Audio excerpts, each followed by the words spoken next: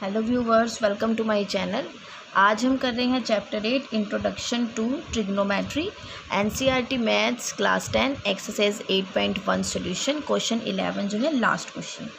State whether are following true और false बताने हैं और जस्टिफाई भी करना है कि ये कैसे हुआ। कहते हैं the value of tan a is always less than 1, मतलब जो वैल्यू है tan a की वो हमेशा 1 से कम हो। ठीक गाइस, तो हमने ये देखने से प्रिडिक्ट करेंगे कि ऐसा होता है या नहीं होता। देखिए गाइस, tan a क्या होता है। सबसे पहले तो tan a is what, p/b। अगर मैं ये कंडीशन लेती हूँ जिसमें a एंगल मैंने लिया, ठीक गाइस, अगर मैं यहाँ ABC रखूँ, a पर ये लिया तो क्या होता है, इसके सामने वाला ये परपेंडिकुलर और ये क्या होता है, बेस। ठीक है, हाइपोटेन्यूज हमेशा ज़्यादा होता है। ठीक, फ़िलहाल अब इसकी बात नहीं हो रही। यहाँ अगर मैं ये लेती हूँ p/b, ठीक है, ये परपेंडिकुलर है, तो अगर मैं यहाँ 12/5 करूँ, ठीक है, p/b के अकॉर्डिंग, तो इसकी वैल्यू क्या आएगी, 5 2 10 2.4, और वो कह रहे हैं कि लेस देन 1 होनी चाहिए। ठीक है, tan a की वैल्यू, बट ये क्या हो रही है, तो ग्रेटर देन 1 आ रही है।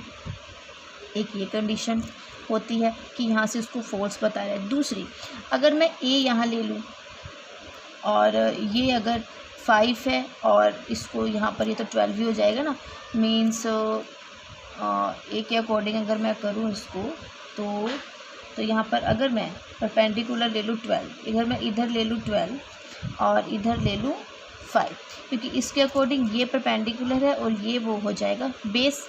तो फिर अगर ऐसे भी मैं करूँ तो मुझे p/b नहीं, यहाँ पर 5 ही रहने दो, इसको 12 ही रहने दो। ठीक है, तो tan a जो है p/b होता है, तो ये 5/12 आएगा। इस केस में क्या होगा, 0.4 आ रहा है, तो 0.4 समथिंग आ रहा है। तो इसमें क्या केस है, इसमें तो ये तो होती है लेस देन, ये तो हो गई लेस देन 1। ठीक है, इसमें मतलब एक बड़ा हो गया, तो मतलब इसमें ये है कि tan a की हमेशा ही 1 से कम हो, ऐसा ज़रूरी नहीं है। पहले बड़ा या फिर अगर हम 5/12 करते हैं तो वो कंडीशन क्या होगी, फॉल्स। तो हम यहाँ पर क्या लिखेंगे, दिस स्टेटमेंट इज़ फॉल्स। एक गाइज और है इसमें ट्रिक, वो जब आप टेबल लर्न करेंगे वो तब करते हैं। मान लीजिए अब tan 60 की वैल्यू जो है मैं लेती हूँ, a के बदले a की वैल्यू मैं 60 ले रही हूँ, और tan 60 की जो वैल्यू होती है वो √3 होती है, और जब √3 को सॉर्ट आउट करते हैं तो 1.732 होती है, वो भी ग्रेटर देन 1 होती है। ठीक है, और समटाइम्स tan अगर हम कुछ लेते हैं, tan 45 लेते हैं, तो उसमें tan 45 की वैल्यू आई थिंक जो है 1 होती है। ऐसे ही हम tan 30 की वैल्यू लेते हैं, ऐसी जो है गाइज बहुत सी होती है। मैं अभी आपको बताती हूँ। देखो, tan जो 45 की वैल्यू 1 होती है और tan 30 की 1/√3 होती है। ठीक गाइज, तो ऐसे करके वो भी जो है समटाइम्स तो क्या होता है, कंडीशन हो जाती है, ग्रेटर भी हो जाती है और लेस देन भी हो जाता है 1 से, तो इसलिए स्टेटमेंट फॉल्स है। और ये हमने जस्टिफाई ये 3 वे से बता दी। आप ये भी सिंपल करके इसका आंसर दे सकते हैं कि tan 60 अगर लेते हैं, tan 60 की वैल्यू √3 होती है, तो इस केस में ग्रेटर देन 1 हो जाता है, तो दिस स्टेटमेंट इज़ फॉल्स। ठीक है, अब सेकंड है secant a 12/5। secant क्या होता है, secant होता है h/b। secant a that is 12/5, ये होता है h/b। अब इस केस में देखिए a b c, secant a, तो गाइज इसमें क्या करेंगे, ये 90 डिग्री है, a को मुझे लेना है, तो इसमें मुझे क्या करना है, 12/5, ये हाइपोटेन्यूज तो होएगी, ये 12 है और इसमें जो ये बेस है 5। ठीक है, ये 5 हो गया। ये बात ट्रू है। क्यों ट्रू है, क्योंकि हमेशा ही जो हाइपोटेन्यूज होता है वो हमारा बड़ा ही होता है, लॉन्गेस्ट साइड होती है, जो हाइपोटेन्यूज की होती है लॉन्गेस्ट साइड होती है। देखो, जब इसको सोल्व करेंगे हमारा 2.4 ही आएगा। तो वही कह रहे हैं कि जो for some value of angle है secant a = 12/5। तो इस केस में क्या है, इस केस में secant a की जो वैल्यू है ग्रेटर देन 1 है। ठीक है, तो ग्रेटर देन 1 भी है, और हम एक चीज़ कह सकते हैं कि हमेशा जो हाइपोटेन्यूज होता है वो हमारा बड़ा होता है। ठीक है, तो आप यहाँ पर लिख सकते हैं, ये जिस कंडीशन से भी लिख सकते हैं कि secant a is always greater than 1। ठीक है, सेकेंड ए की वैल्यू जो है 1 से बड़ी आ गई, ऐसे भी दिखा के। ठीक है, क्योंकि देखो इस केस में अब क्या है 12/5 होता है एच, हाइपोटेन्यूज जो है हमारा बड़ा होता है, लॉन्गेस्ट साइड होती है। ठीक है, अब उसके बाद चलते हैं क्वेश्चन नंबर 3 पे। तो देखो गाइस, इसमें मैं आपको क्वेश्चन नंबर 1 में एक चीज़ और भी बता दूं कि P/B है। ठीक, P/B जो है चेंज होता रहता है, जरूरी नहीं है कि यहाँ पे 5 है, यहाँ 12 है, वही चीज़ आएगी ना। जैसे मैंने बताया कि 12/5 लिया, अगर मैं यहाँ 5/12 लूँ, अगर यहाँ 5/12 लूँ, तो इन दोनों केस में जो है ग्रेटर और लेस हो रहा है। तो परपेंडिकुलर और बेस में कोई छोटा बड़ा नहीं है, इसमें कोई भी वैल्यू जो है आपस में आ सकती है।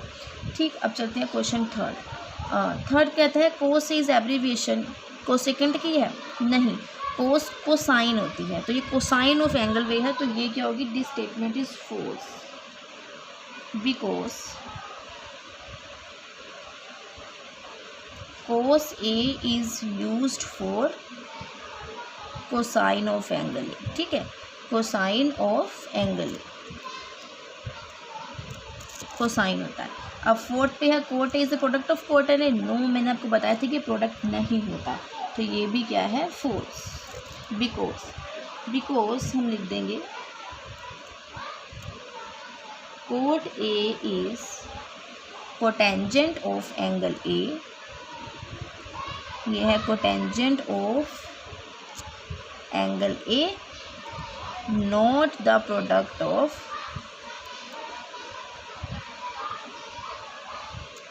Coat and A. ठीक है, अब इसके 5th पार्ट पर चलते हैं। 5th में है साइन थीटा इक्वल टू 4/3। ठीक, तो साइन थीटा है हमारे पास 4/3 और साइन हमारे पास होता है P/H। इस केस में देखिए, अब यहाँ पर हमें थीटा ही कंसीडर करना है, तो मैं कुछ भी ले लूँ, ABC, मतलब B ही लगा लो, मुझे एंगल थीटा लेना है। तो इसमें P/H है, P क्या है, परपेंडिकुलर, ये 4 और ये क्या आ गई हमारे पास AB, H हाइपोटेन्यूज ये।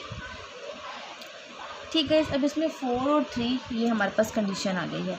तो गाइज इसमें हमें कुछ नहीं करना, इसमें हमें पाइथागोरस नहीं लगानी, कुछ नहीं करना। इस केस में साइन थीटा 4/3 है, डैट मीन्स P/H होता है हमारे पास, P ये है 4 और ये हाइपोटेन्यूज 3 आ गई। गाइज मैंने आपको क्या बताया था कि हाइपोटेन्यूज कभी भी स्मॉल नहीं होती, hypotenuse is the longest side,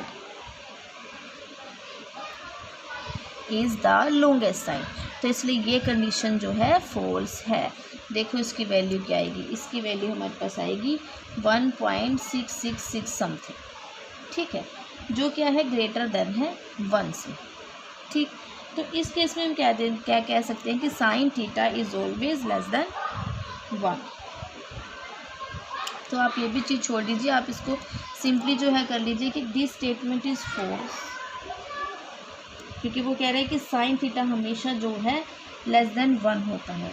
ठीक है, बट हम इसमें एक और ट्रिक भी कर सकते हैं, false because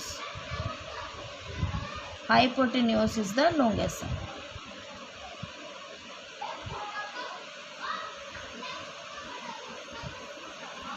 in right angle triangle में हाइपोटेन्यूज जो होती है वो हमेशा लॉन्गेस्ट साइड होती है। अगर आप इसके कोड लिखना चाहते हैं तो आप लिख सकते हैं और बिकॉज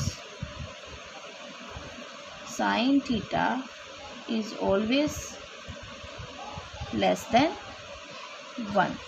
गाइज ये ऑलवेज लेस देन 1 क्यों होती है, क्योंकि जब हम टेबल पढ़ेंगे ना तो उसमें साइन की वैल्यूज़ आती हैं।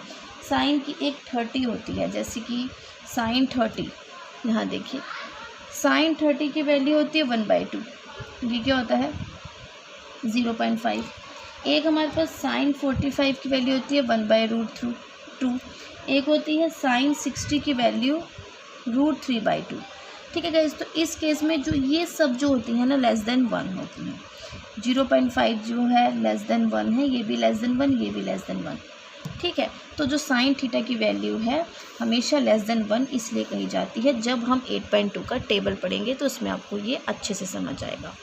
ठीक गाइज, आई होप आपको ये जो ट्रू फॉल्स की जस्टिफिकेशन समझ आई होगी। इसके बाद हम चलेंगे फर्दर एक्सरसाइज 8.2 करेंगे। सबसे पहले टेबल करेंगे, उसकी शॉर्ट ट्रिक देखेंगे कि कैसे करना है। एंड गाइज लास्ट में please subscribe to my channel and press the bell icon, जिससे आपको डेली नोटिफिकेशंस मिलती रहें। एंड लाइक एंड शेयर करना भी ना भूलिए। Thank you, have a nice day.